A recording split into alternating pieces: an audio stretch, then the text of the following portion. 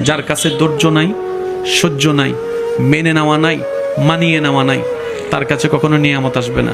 এই ক্ষেত্রে আমাদের অনেকের মনের একটা চাপা প্রশ্ন থাকে, জানতে চাওয়া যে ধৈর্য তো অনেক ধরেছি, আর কত ধৈর্য ধরব, সহ্য তো অনেক করেছি, আর কত সহ্য করব।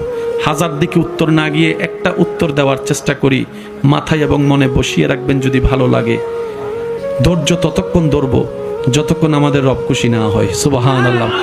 যতক্ষণ রব খুশি না হবে ততক্ষণ ধৈর্য, ততদিন ধৈর্য, তত মাস ধৈর্য, তত বছর ধৈর্য।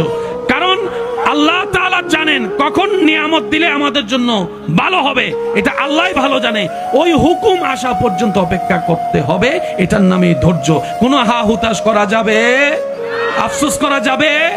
আল্লাহ দিল আলহামদুলিল্লাহ, না দিল আলহামদুলিল্লাহ। সুখ আপনাকে খুঁজতে হবে না, দেখবেন সুখ আপনার ঘরে নিজে থেকে চলে আসবে। বলেন সুবহান।